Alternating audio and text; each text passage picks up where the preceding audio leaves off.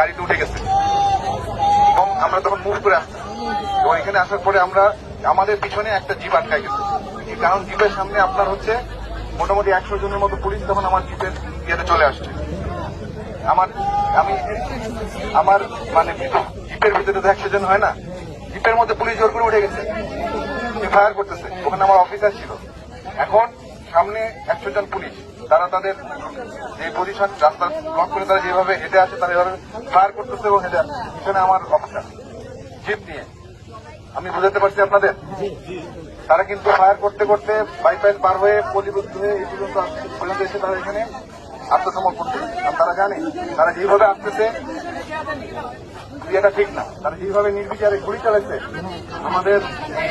আমাদের নিজেদের সাধারণ ভাই বোন, আমি নিজের চোখে দেখেছি। তো আমি জন্য আপনাদের বলতে আপনারা হয়তো অনেকে ওখানে দেখেন নাই বা দূরে ছিলেন বা অনেক শুনেছেন।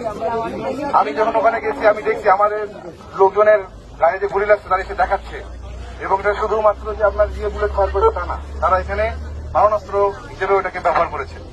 তারা এখন এসে এখানে ঢুকে গেছে, আমার গাড়ি নিয়ে এখানে এসে ঢুকে গেছে।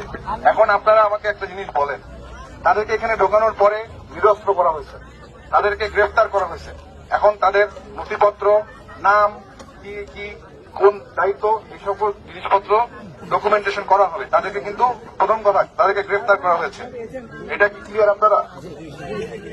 আমাদের ডিভিশনের জিওসি মহোদয় বলেছেন তাদের উপযুক্ত বিচার হবে। আপনারা তো সেনাবাহিনীর সাথে এতদিন ছিলেন, আমরা আপনাদের সাথে ছিলাম, আমরা তো গ্রাউন্ডে ছিলাম। দেশের জনগণের যান মালের নিরাপত্তার দায়িত্ব আপনাদের। আমরা একটা অনেক বড় সমস্যার সমাধান করে আজকে এখানে এসে পৌঁছাইছি। এখন আমার কথা শুনেন, এখানে হয়তো আমি এখনো কাউন্ট করতে পারিনি, বা ধরেন এখানে আপনার পুলিশ আছে, তারা তো মানুষ, খারাপ হইলেও তারা মানুষ। এখন আপনি যদি একজন মানুষকে আপনার সঙ্গে সে না হয় একটা অপরাধ করে আসছে, এই জন্য কিন্তু এখন আপনি তাকে নিয়ে এসে আমি এখানে ইয়ে করবো, তাকে আমি এখানে পানিশমেন্ট দেবো? এটা কি সভ্যতার? এটা কোন সভ্য জাতি না।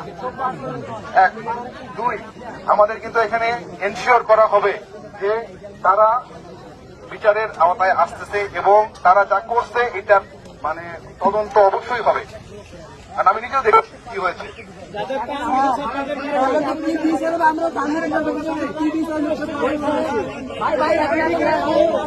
আপনারা সবাই বলবেন না, দাঁড়ান।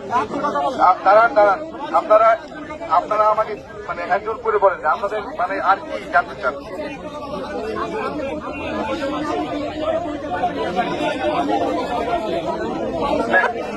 পুলিশের